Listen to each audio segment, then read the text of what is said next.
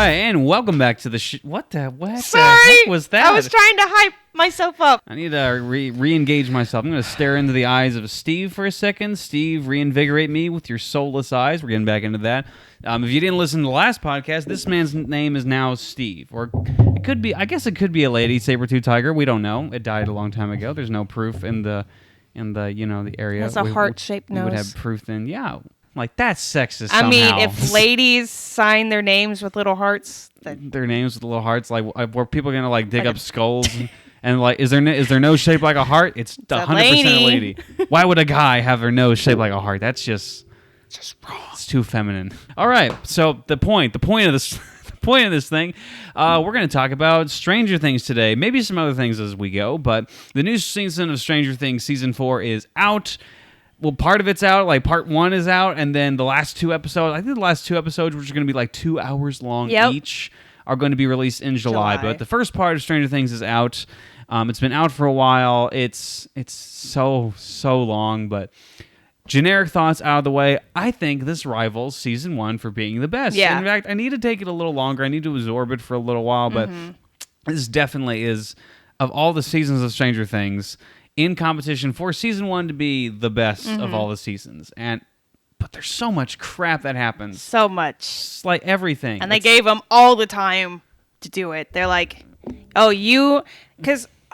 Oh, by the way, Kaylin's on the podcast. Hi. I didn't introduce you at all. Like, just as I just wiggle into comfortability. wiggle, wiggle, wiggle, wiggle, pop. Yes, I am back.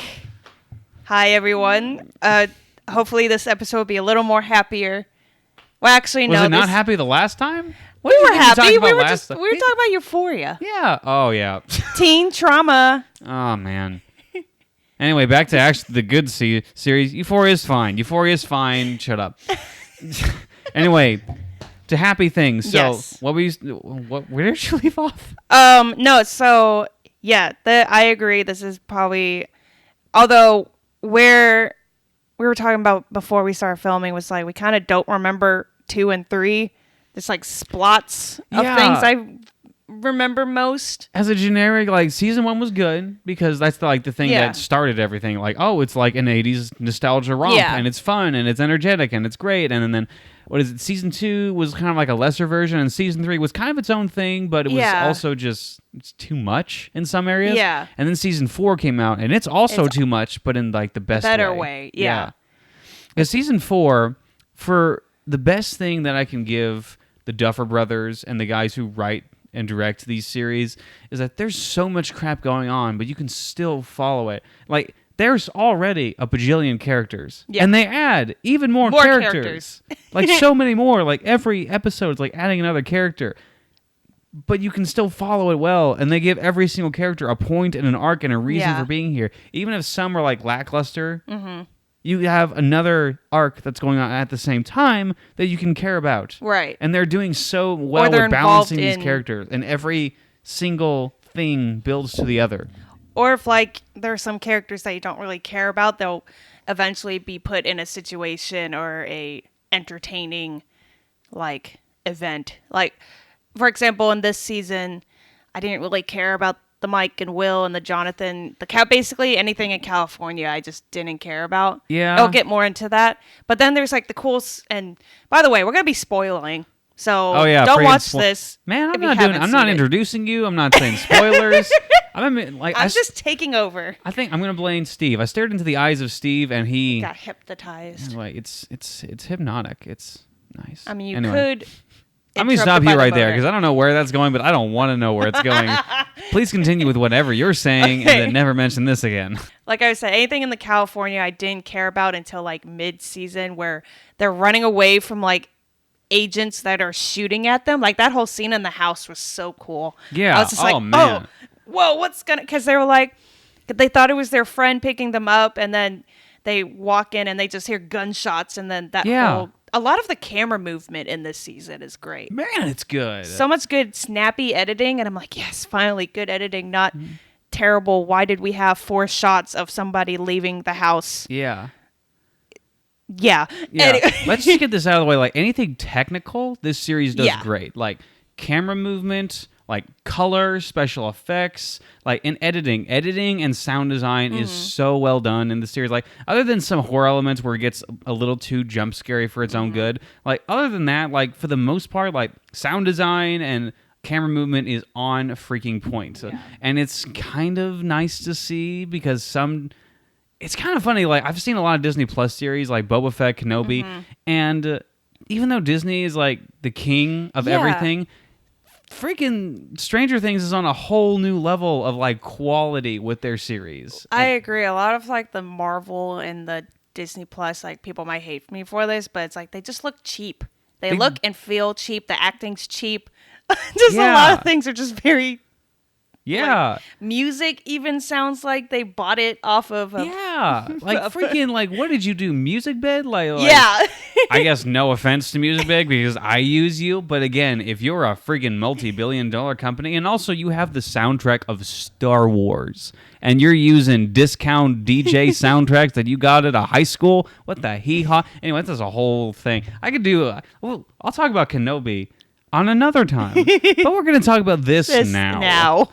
Because I want to be happy now. And we're going to talk about Stranger Things. Stranger Things makes me... Anyway, quality, music, cinematography, everything on that level just works. And like you were saying, there are a few things that disappoint. Because like the California stuff wasn't as interesting. It gets better, but it's not as interesting.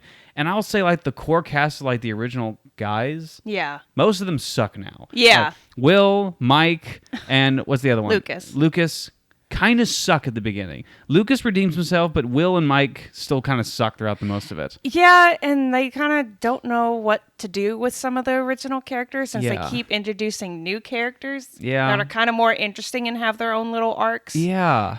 Like, even with Eddie that we don't really see a lot, we see him, like, kind of play up this character, this I'm crazy. And then we see his, like, gentle side with this girl. Like, he really is, like, you think he's one way, but he's actually, like, really gentle and really, like, no, I'm actually, I do drugs, but I'm not a bad guy because of that. Maybe just bad choices. Yeah. And then you see him even way later near the end of this part 1 season, where he talks about like, I'm just kind of tired of running away and hiding. Maybe I need to do something. So he joins them in the Upside Down. I'm like, why does this character that we're just now meeting has way more arcs and points than some of the main guys? It's kind of a strange thing. And I do feel like that's partially because we've had 4 seasons with a lot of the same characters. And specifically like with Mike and Will, there's not too much more that you can really pull from them.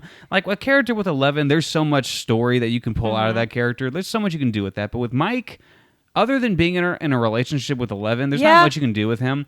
So I think oddly enough, despite all the characters that they have, I think they did a really good idea of pulling in new characters. Yeah. And even like the new characters in, the California stuff, the drug dealer, he was hilarious.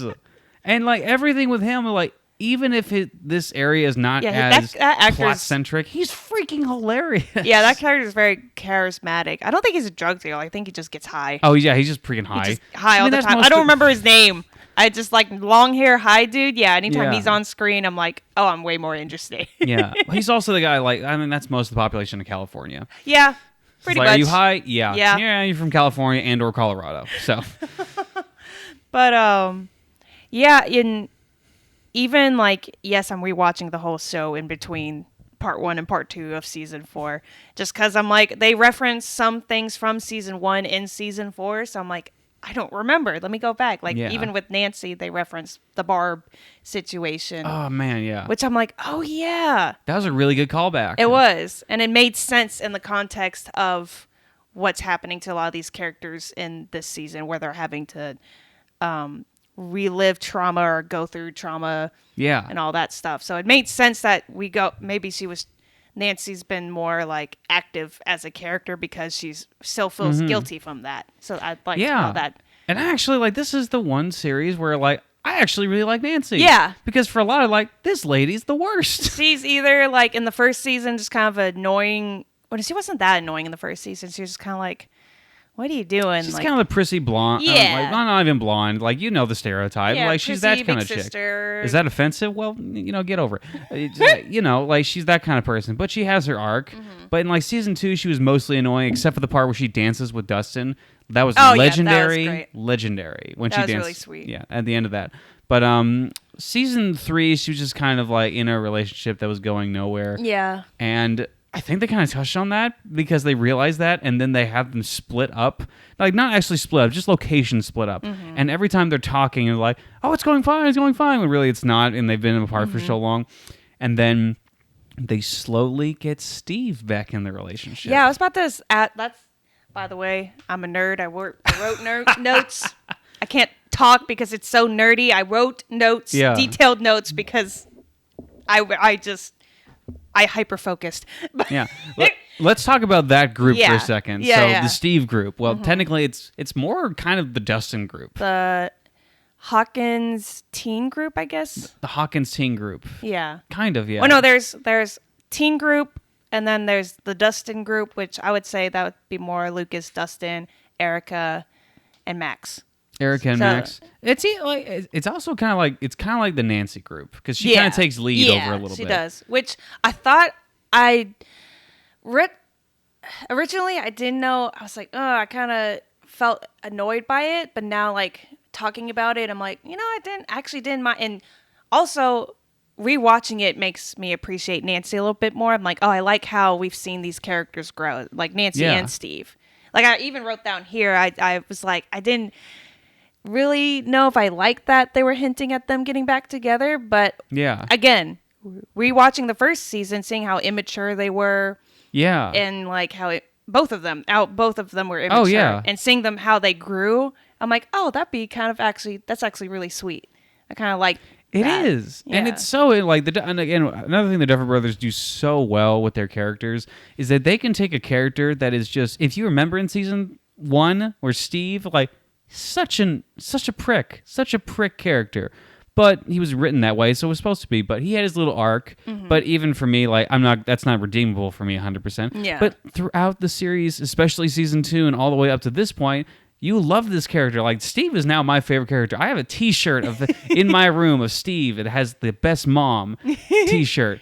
But to see them getting back together now, especially seeing that Nancy has grown and is almost like taking a leadership position now, and now she's like very confident, very sure of herself, and kind of a leader now. And now Steve is now he's taking care, like he's kind of taking like almost a father, like, but technically, like, in the series, like, he's a mom in this very series. Protective, like, caring role. Yeah, very protective of these kids, very caring for these kids. And you've seen them mature, and now you get to catch up with them again, like, you know what? That actually works. That could actually work out. But what do you think of it? Because you said this wasn't something that you were 100% sure about originally. At first, before I started rewatching it. Okay. I was kind of like, really? She just is already kind of in a weird relationship now with Jonathan. Like, are we going to pair up again? So I wasn't really sure. And that, as much as I love this series, they do have a really bad habit of, they have a couple bad habits. One is just like, let's just sit and talk about these teen relationships. The worst being in season 3. I think the main reason why I didn't like season 3, at least the first half, was just like, here's all these pre-teen relationships. I'm like, I don't care. There was Max and Lucas. Even Dustin had a girlfriend, and like, in defense of like the pre-teen relationships, you could like, Eleven and Mike were adorable in the first season. Like, one of my brother and mine's favorite moments was when Mike was helping Elle look, more girly. Oh, yeah. And they were dressing her up, and later on the series, she asked him, like, still pretty? Because she was so innocent, and you're like, yeah, you're still pretty. Like, oh, it's so adorable and so cute. Like, I get it later on. It's a little more, especially in this season when they're together. And it's like, number one, Mike is a twig. Yeah. Man is like he's literally a human stick figure. He's held together by gravity, and that's it. And they're walking just around hair and sticks. Yeah, and 11 is just like, I just don't. It's too much. Like, stop. Like, stop. It's like it's preteen and it's cringy, but it's almost the point because it's in high school and like this is just the worst. But I feel like this is a good jumping off point to talk a little bit about 11. Her bully in this, I'm not gonna lie, like I'm not condoning this in real life. There's a scene, obviously, if you've seen the series, you know exactly what I'm talking about. This insufferable piece of garbage, worse than Satan himself character, is bullying 11 a lot through the series, and 11 is really going easy on her, especially because she doesn't have her powers in this moment. And she's trying to be nice. Like when the teacher comes and gets everyone in trouble, Evan tries to pass it off. But this character is just the freaking. I'm hoping that there's a meteor strike and then she's hit by an atomic bomb or something in the shape of a roller blade. Yeah, on her face. And when the 11 hits her in the roller face, awesome. I think I screamed and like because I rewatched it. I played it back. Oh man, it was great. I'm not condoning that in real life. Let me be fair. But when she was like, ah. Yeah. But at the same time, like, I'll watch that 6,000 times. And hopefully, like, maybe I can, like, edit in, like, it'll be a sword and her head will be just cut. Anyway, I hate her so much. That's another thing in my notes. The jocks and bullies. Hated those two aspects. Yo. So stupid. Especially when the freaking jock at Hawkins becomes, like, a pastor or something. Like, he just becomes more Southern. Yeah. I'm like, why was this needed? They're devil, and that we're gonna get them. It's like, why is this happening? Became a pastor of a mega church in that second. Like, what is happening? Oh, what's his name? The insufferable guy. Something Locke. Not John Locke. But, John, you're talking about the jock guy, right? The blonde man. I don't know his name. I just know him as insufferable jock guy. And why do we have to have two, both in Hawkins and in California, these bullies? Like, why? Why do we? These people that just have no character, and other than just, I'm the worst. I grow up and then I brush my teeth with like a Satan toothbrush. And also that jock guy at least the bully girl looks like she's in high school, but the jock guy, he's like, oh, you're obviously like 30 years old. No, yeah, at least with Eddie, they say, oh yeah, he's been held back. Yeah, like I think the jock was too. He deserves to be in Euphoria for how demented of a high schooler he is. Freaking that guy.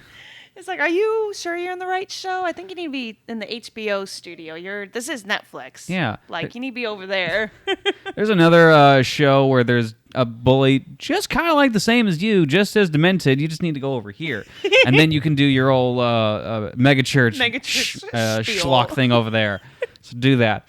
And I feel like I hyped this series up and said it was so good. And then I started trashing on it. So all of these elements that we literally just talked about that are kind of trashy, they're not the biggest elements. They're not the biggest elements, and also they're still watchable. Like I can still watch this and like this is not the worst thing. It's not the same thing I'm feeling when I'm watching Kenobi and watching Reva. If that makes sense. It just doesn't fit. At least these bullies fit. Yeah. I gotta stop talking about Kenobi. Yeah. But yeah. These bullies at least fit in this era, and they're still kind of watchable. Yeah. Throughout all of this, there's so much stuff that's going on that you can look past this. Yeah, exactly. And there's so many good, like for instance, like what's your favorite arc that's been happening so far? What's your favorite group? I don't know about favorite group. My favorite arc, for sure, has been Max. I really like that episode. Everybody knows the episode because now it's on TikTok and whatever. But yeah, the whole scene with her. Just that whole last segment of that episode where she's talking to Billy, reading the letter, and just like Sadie Sink, if she doesn't get some kind of reward for her acting, I'm just like... oh, she's so good. She's so good. She really... she was pretty good in the previous seasons, but like she really shines here. Yeah. Because that's her episode. And like she really like... As a person who's... not talking to me, like... as that person who's been through like that PTSD experience, and she literally can't tell anyone outside of the main group what happened, and can't talk to anyone, especially her mother, especially people that are close to her, and her boyfriend is like becoming distant because he's becoming the worst person. So all of that, it makes her feel so lonely, and she portrays that so well. And then the ending of that, where like people are starting to come together, and Yeah. Lucas is starting to show a little more attention and start to apologize for ignoring her. And then all that combination of the moment where she gets sucked into the upside down, and then all of that, like, it's so powerful. And like the ending of them all just like surrounding her, and the sunset ending is like, So gosh, good. it like hits you in the feels. And it's just like, I mean, yes, it's Caitlin Cook. Welcome to the allegory and metaphor lady. Let's go.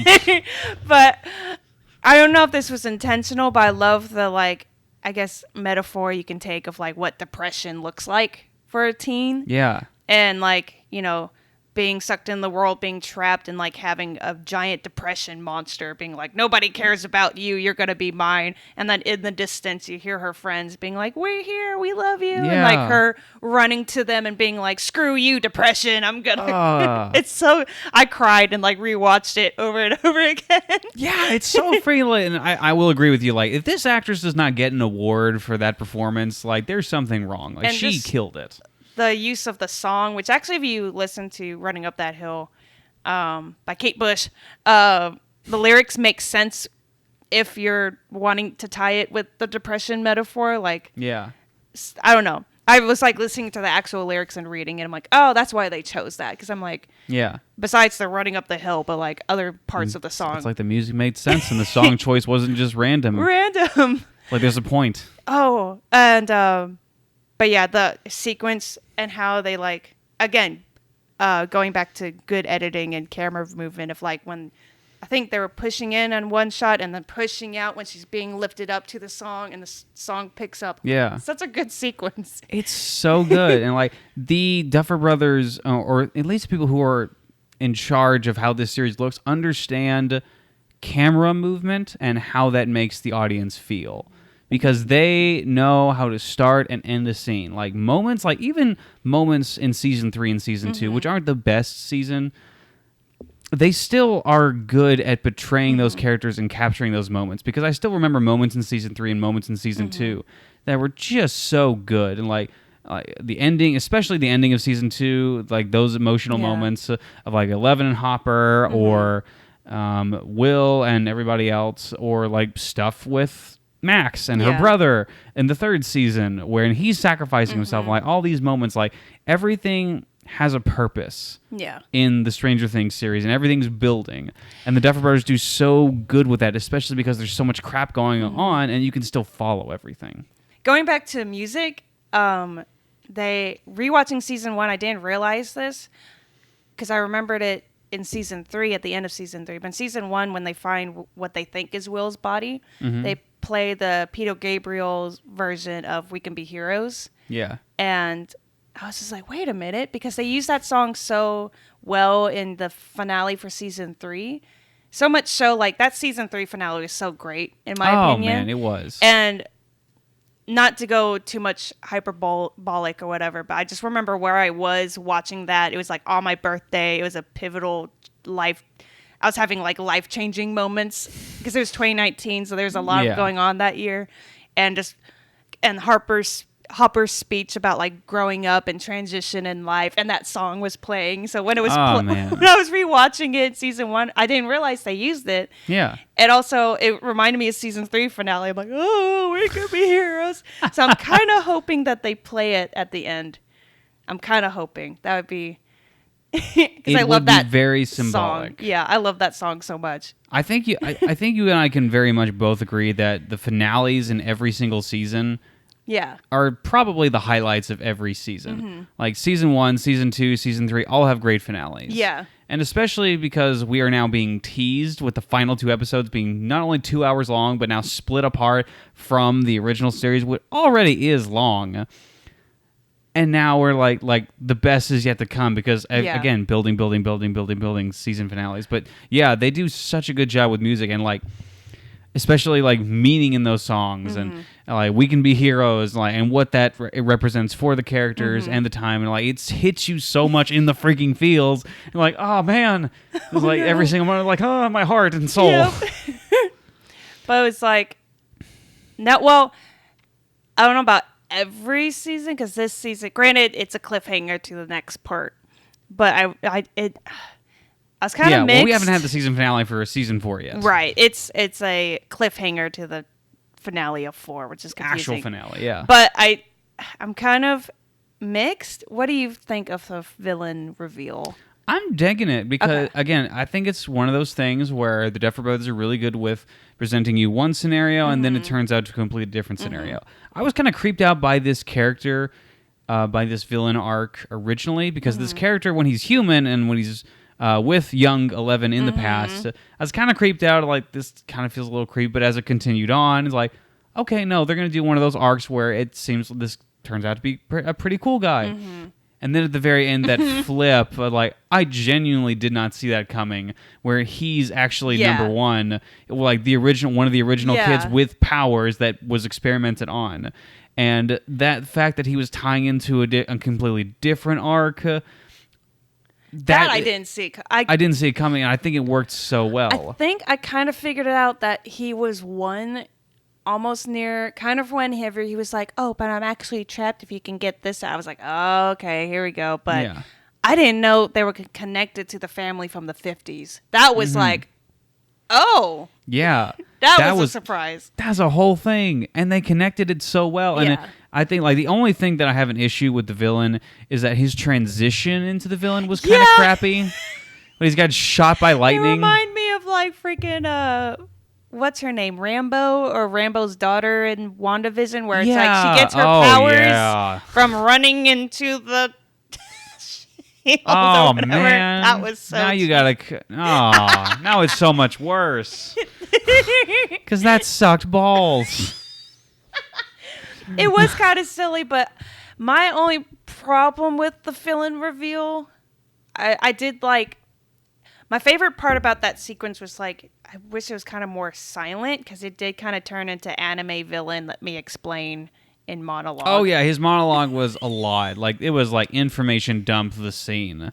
But even then, like, the stuff that was happening in other arcs, and even the stuff that was happening in this current arc, like, I could still dig the story that was happening. But the reveal, I agree, the reveal was kind of an information dump. But I did like the visual of Nancy being in the house and seeing, because she heard the story from one side, thinking that this boy had died, you know, from the father retelling it, and now she's seeing it in a different view, and, like, she's the only one that knows the truth now. I think her and 11 just have this mutual, they figured it out. Yeah. But they're the only two that know now. Yeah, pretty much. And I do really like it that with 11's little story, it ties back into season 1 with the portal being open. And then you realize, like, we never got to see actually the portal being opened in season 1, and this is how it happened. Like, oh my gosh, they tied it in so well. And you really understand, like, the Duffer Brothers really do have a story for at least 5 seasons. I've heard 5 seasons. And then there's going to be one last one that's going to be it.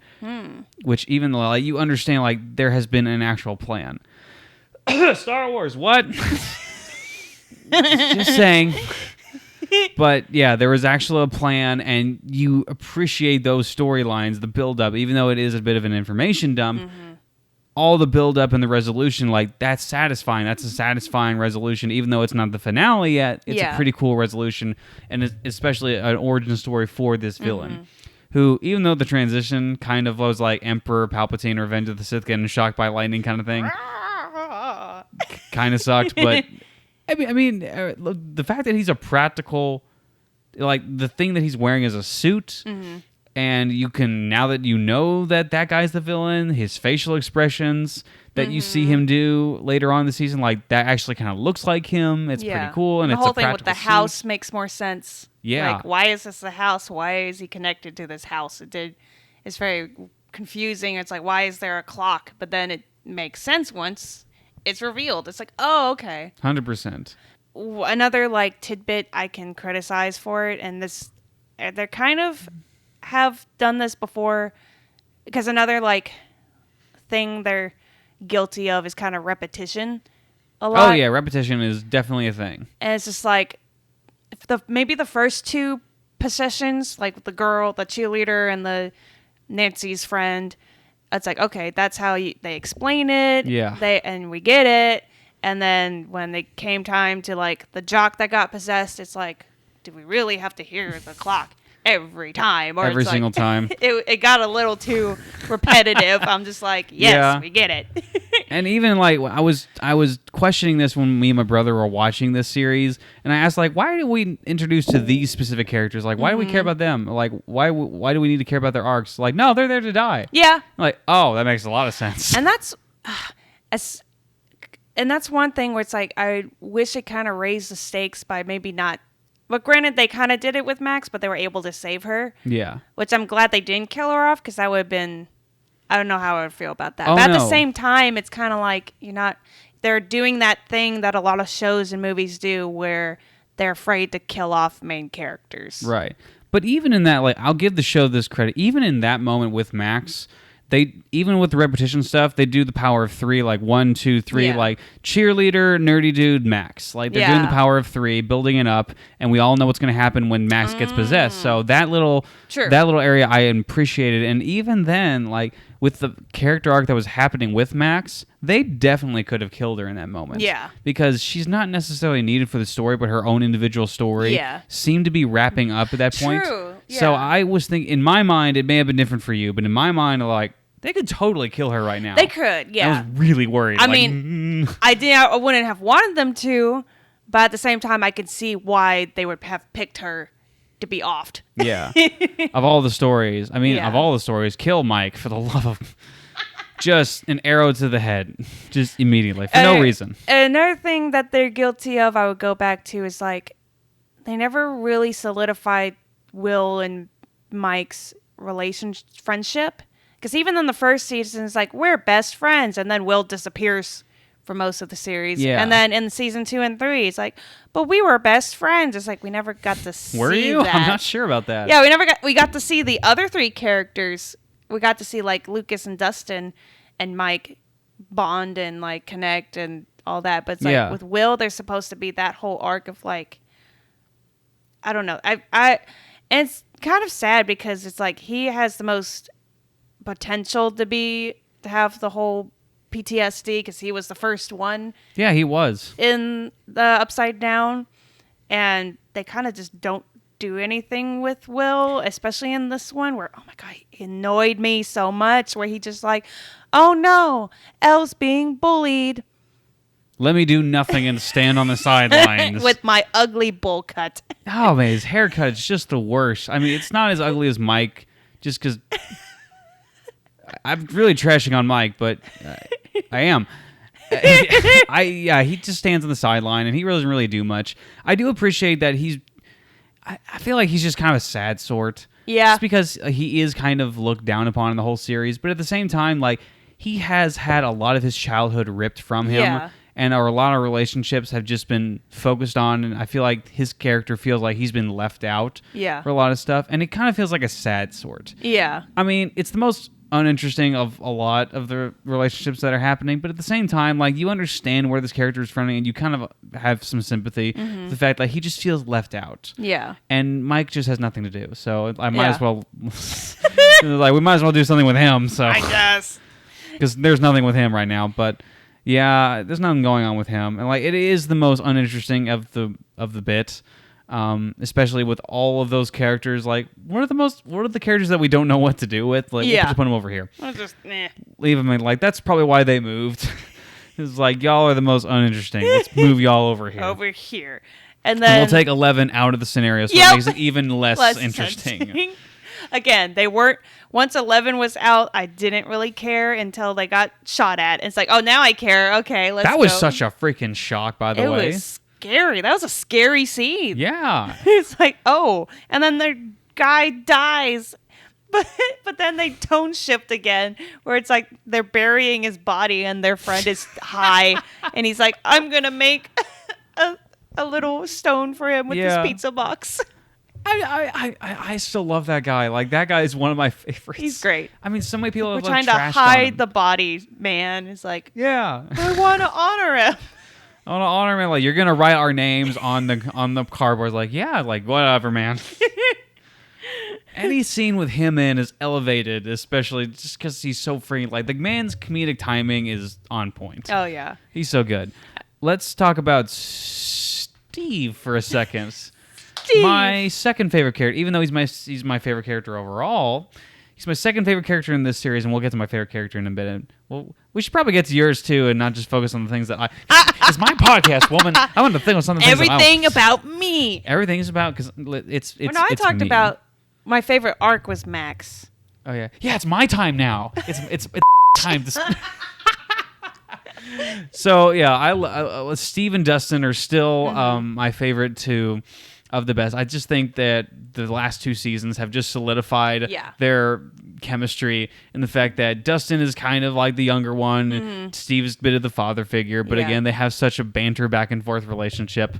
They don't do too much with Steve except for their relationship with Nancy a little bit, but I do like the fact that Steve has where he's come from and where he's at right now. For sure. It's so satisfying, and I am terrified to death that they could kill him in this.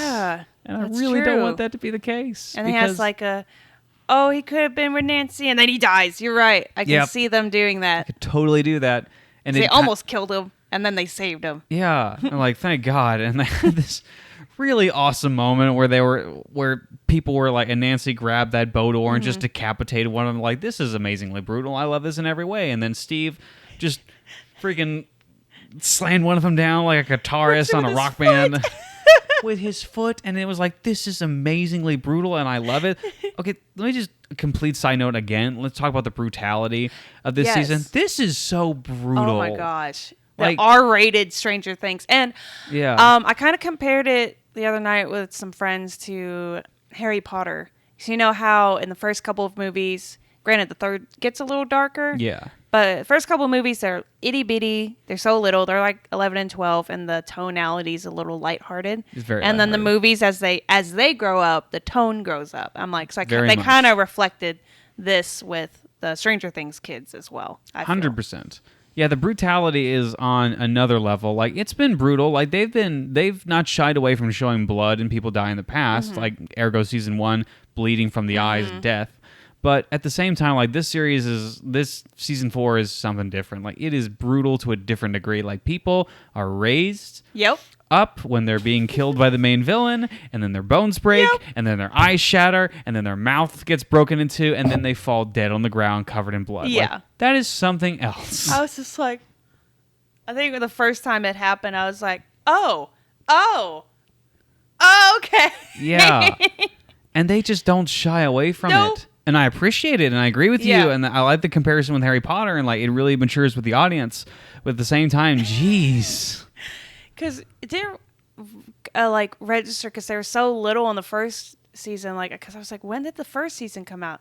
It's 2016. The show has been going for 6 years. Jeez, has it been that long? Yeah. Gracious.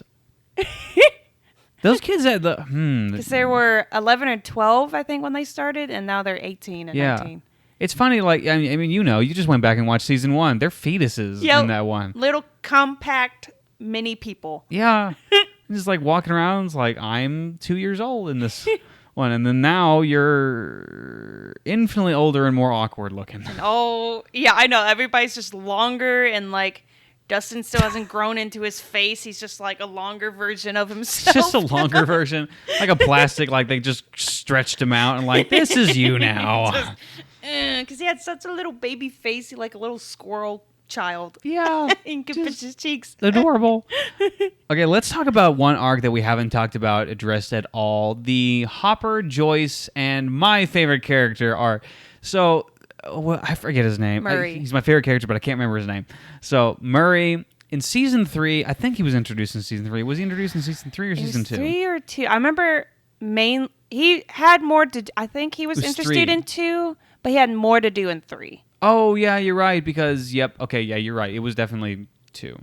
Yes. But he did more in 3. Because they brought him into a little adventure with the slushy Russian. I don't remember his name. Yeah. But the little adorable slushy Russian everybody loved, and then they killed him and everyone was mad. Yeah. 100%. So the reason this guy's my favorite character so far, like, it's entirely from a personal perspective. He is about as loyal as a friend that you can get. Like, he is weird. He is unabashedly weird. And he does not really like he's not apologetic about it. No, just not apologetic at all. Like he is weird, and he's just like you're just gonna have to accept that. But he is about as loyal as a friend as you could get, and he is like for Joyce. Like he shows up and like helps her with anything she needs, and then goes to Russia to face death for someone that he doesn't know as well as her. Yeah, just to help her out. Like that's a friend right there. And then I love a lot of what the Duffer Bros do really, really well is they build up an expectation for something and then completely subvert it. With his karate, yes, you thought he was going to suck. Fail. Yep. And even the build up, like this guy's going to suck, but he kicks butts.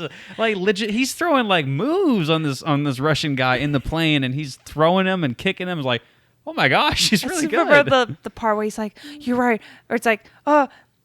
Or she's like, well, who did you spar with? Like, he basically sparred with children. Yeah. And he's like, but wait, he's not trained like Jeremiah, so I can totally take his ass. It's like, he just hypes himself up, even though Joyce was like, oh, God, this is going to fail. Yeah. Which now I'm kind of looking back like, how good is this kid?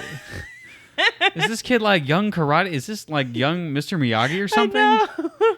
Like, I got to say. But like, yeah, he kicks butt. Oddly enough, and then you cut to Russia, and then he's completely competent and like murdering Russians, like not murder, but just he's threatening one with gunpoint, and then he says, "Okay, well, it just takes out 3 Russians with armed guns with no effort whatsoever." Like, this guy's amazing, and he's doing it just to help a friend. Yeah, he definitely shines in this season a little bit more. Yeah, I think in the 3rd season, from what I remember, he was more skeptical, even though he still wanted to help. He's like, this is not going to work. This is not going to work. But this one, he's like, no, we're here. We're going to do it. Screw this. Oh, yeah. And like him and Joyce have good chemistry as friends. Oh, yeah. I love how they bounce off each other. They work off so well. And like, who's the actress that plays Joyce again? I forget her name. I don't remember, but she's been in a bunch of stuff. She was in Edward Scissorhands. Yep. She's like a star of the 80s. Yeah. Winona Ryder. Yeah. She's just great in anything she's in. But yeah, they bounce off each other so well. And when they're interrogating this Russian guy and they're saying like, you won't kill me. He's like, we won't kill you, but we will leave you here and you will die 100%. And Winona Ryder had like no chill at all. And she's like, we will leave you here and you will die and it will be fun and we will laugh and piss on your grave. But it's fun to, again, going back to how rewatching and seeing these characters grow. Like Joyce on the 1st season is just this unhinged kind of weird person. And now talking about season 4, it's like she's still kind of weird, but she's also got a little bit, thanks to Hopper, her relationship with Hopper, like kind of... She's got a bit of a bite. Yeah, but she's still like a weirdo, but it just makes sense why she connects with these people. Yeah, 100%. And my mom made a good point because I was also watching this with my family because this is a tradition in our family. We just watch Stranger Things together. And she had made a point of, like, who doesn't believe Joyce at this point? She's been right all the time. Even if she's crazy, even if she sounds crazy, she's still been right. Yep. Like, just trust her. Even if she thinks, like, there is a nuclear bunny in my toilet who's trying to blow up Mercury. Like, I'd believe her at that point. Yep. Yeah. But I'm going to talk on Hopper for a second and the arc that I didn't really see coming. In his little moment when he's talking to his Russian fugitive in Dmitri. jail. His little moment with him where he's kind of realizing to himself, like, I need these people to kind of recover from my own past, and I'm now putting them in danger because of what I'm doing. And I kind of hope I die here, alone and sad. But even in that moment, there's a line later on where he says, like, you know what? That thing wants to hurt 11, and if I die, at least helping 11, I want to do that. I want to help 11. Like, dang it! Don't freaking bring me to tears with this guy again. And then they reunite with Joyce. Oh, that was such a great because it was a turnaround because he was so. They did acting wise. That was such a great acting moment where he didn't need to say anything. You can see it on his face. He's confused, but he's also really freaking happy to see Joyce. But he's kind of confused still. Yeah, because he just survived this monster attack, and he turns around and sees his lover. He's just like, yeah. I don't know how to feel, but I'm happy that you're here. 100%.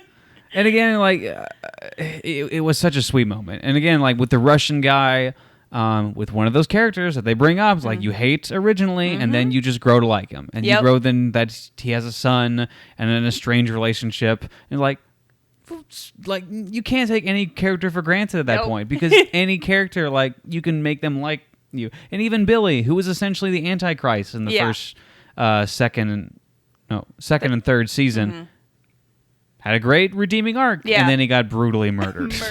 Just like, he's gone. Okay. Yeah, like, I feel sad, but at the same time, you kind of deserve it. I did like that Hopper kind of became a badass again, because he's a badass in the first season and the second season. I love his arc with 11, and his bond with 11 was probably the best part in season 2 and what I remember the most. Because again, season 2 is kind of repetitive of season 1. Will gets possessed / disappears again from what I remember. And then there's the whole thing that all Stranger Things fans have unanimously agreed that we don't talk about number 8. Yep. Because that sucked. And her wannabe little group. Yeah, that sucked. That was awful. They really have forgotten that 1,000%. Like, season 3 and season 4 did not even touch it at all. I mean, there's a brief, because there was a flashback scene that they used when Eleven's mom tried to get her out. Yeah, but they even, ignored her. They even blurred her out on that. It was like, we're going to ignore this part. Let's focus on the mother. Remember this? Remember that? Yeah, that was cool. Don't talk about the kids. So, no, 8 who? 8, 9? Just the worst episode in Stranger Things. Just don't talk about it. But that's all I remember from season 2, being like, ugh. And then season 3, Hopper's just like the fat dad. Yeah, he sucks. He sucked in 3, except for the ending. Yeah, again, the ending. The ending's always great in Stranger Things, but at the same time, I agree. They really did his character a bad one in season 3, and 100%, they made his character cool again. Yeah. Because he's just the reserved, awesome cop in the first 2. Yep. And now he's that again, but in Russia. And killing Russians now. Yes. And fighting. Taking a beating to get free. Yeah. To get away from these people. Yeah, and then their unbelievably brutal fight with the Demogorgon again, when the Russians are putting all the prisoners in, and you remember how brutal the Demogorgon is, because you think, there's a bunch of guys with weapons, they kind of stand a chance. And then the Demogorgon comes up and straight up NC-17 these guys and just rips their faces off and destroys them in the most brutal way possible. Oh yeah, I forgot this is really, really rated R moment for Stranger Things. And I even wrote down a question, why do the Russians have this monster?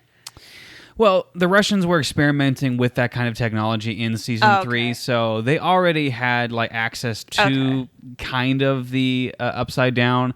So, and I think the Demogorgon was just a byproduct of that. They may have come across it and just trapped it, and so that makes sense. The Russians really don't play a big part in this. So, and there's the whole tie-in with the KGB, which I didn't really know what that is, and that's probably some history I need to look up on about the Cold War or whatever war. Yeah. I'll sound dumb because I'm not a history buff, but the only time I remember hearing KGB was in a rap song or something, and I'm like, oh, that's a real thing, and they kept referencing it. So I'm like, and then speaking of KGB, it's there's a lot of just torture in this season. There freaking is, and it didn't. There's the FBI people that are after 11. Oh yeah. And they beat up this one guy, and it's just well, dang. You feel terrible for him. Yeah. And you just want him to stop being tortured, and then Hopper gets waterboarded, beat the crap up. Oh, my God. Tortured. So much and they torture. Put a suffocating helmet on him. Yep. Oh, my gosh, stop. Jeez. There's a lot of this. There's so much torture. And I just want, I want 11 to come here with, a roller skate and just every single one of them, pump in the head. Pop. Every single one. I'll torture you with my roller skate. Again, personal shout out for me, because I worked at Family Video for 3 years, and when they showed, I sent it to you. Yep. And when you sent they work at Family Video, I was no freaking way. And I got to see Family Video again, and it looks like the old store, and I'm reminded so much fondly of Family Video. And by the way, to the person who closed down Family Video, I just want to say, as a personal affront, I hate your guts. Anyway, I hate you. R.I.P. Family Video. Yeah, R.I.P. Family Video. I don't wish good things upon the person that closed it down at all. You suck. But yeah, anyway, personal opinions aside, season's so good. We're not even at the ending. Do you have any other notes that you want to talk about before we wrap this up? No, we basically touched on everything in my notes. Yeah. Are we going to touch on the herb? The herb? Oh, the herb. Yeah. What is it? Oh, yeah. The Johnny Depp Amber Heard trial ended. And that was a thing that happened. For 6 weeks, I think. So long, by the way. So much detail and like... Yeah, okay, I'm not going to catch anyone who's been following that. Everyone knows what that's been about. The freaking... You got TikTok, you got YouTube, you got Snapchat. You can catch up on that. So, technically speaking, they both lost, but really, Johnny Depp won. Yeah. 100%. Well, he technically won. Like, he got the most money. He got, like, Amber Heard owes him, like, something $1 million. And then, what is it? He 1,000% like gained like popularity within everyone. Like everyone's on Johnny Depp's side.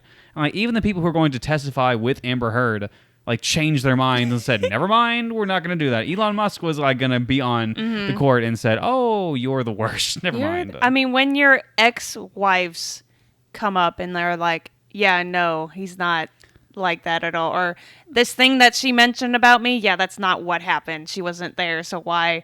I mean, I just remember like so many little intricate things that you learn about like law and like the legalities of certain things.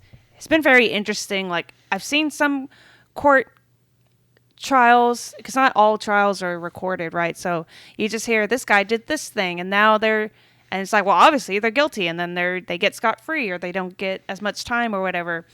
And you get really confused on why that happens. But when it's actually recorded and you see the little chess game like trials can be, and like such little verbiage and little words matter so much in court. Yeah. Because you see so many times when Amber Heard's up there testifying for herself, you see Johnny Depp's lawyers say, yes. Yeah. Because she said she screwed up with something. And then they just go back and just ring her to go to town on it. Yeah. And like seeing everything happen on stage, I'm not saying that Johnny Depp is scot-free in everything that he does, because he's done some not good great things, but he's definitely the victim in this scenario, or the one that got, it seemed like the one that got abused the most in this relationship. Especially like, they had such confidence in presenting phone footage of Amber Heard recording Johnny Depp. It was like, see, this is proof that he's an alcoholic.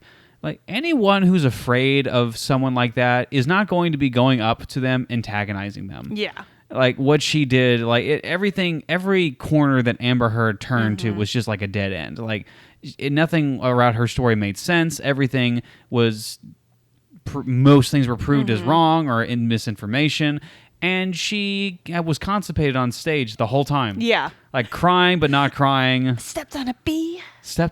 Man, everything in this trial has been turned into a meme. So many memes. It's so ridiculous. Great. It's so great. What's interesting, I mean, even if you don't like either person, I mean, obviously most people don't like Heard as much as Depp, but even if you're like, on both people, it's such an interesting retrospect on like gender and like what it looks like to be abused in different spots. Because, well, like a good example for me that I just think about was like they used text that Johnny sent to his friends as like, see, he's violent and he's just he is like using like some questionable language or whatever towards Heard, but I'm like, what? X doesn't, especially if she has been that antagonizing. Like, I mean, you should see some of my group chats with friends after they leave their boyfriends. I'm like, you would think I was a serial killer. I'm like, because we all talk, every girl has done this with their group chat. When your friend finally leaves the jerk boyfriend, it's like, all right, where's the shovel? We're gonna hide the body. And it's like, if you took our words literally, 100%, it's like. Yeah, I know this from personal experience. Like, I've seen group texts of people, and like one of my friends who got broken up and is like, "Here, let me show everything." Dear Lord, what is wrong with y'all? Like, girls are something different. Like when there's a girlfriend, like girlfriend, like broken up with a boyfriend. That number one, all of them have been saying like, you need to leave him. Like, and that relationship ends, or even when it's a good relationship, when that ends, they're like, okay, let's go out and get to town, get you drunk, and like, when we're gonna plot to kill him. I'm like, yo. And then when the guy gets broken up, it's like, yo, just get over it. Get over it. A little bit different for guys. Yeah. But yeah, it's there's a big contrast here, especially with, I'm not going to get super into the political stuff, but a lot of like the believe all women kind of stuff, which doesn't quite make a lot of sense when you think about it for half a second. But even like the scenarios where a lot of women are very much abused in these scenarios, and you definitely want to have a lot of sympathy for those people. There can definitely be scenarios where, even though it seems unlikely, like the guy 100% is being abused. And even though Johnny Depp from the outskirts would seem like the abuser, from when you actually realize the details, like, oh, this lady's the worst. Yeah. And what I hate the most about, or I think there's a little bit of, and I've tried to see some points of view and not just the ones that I agree with. Yeah.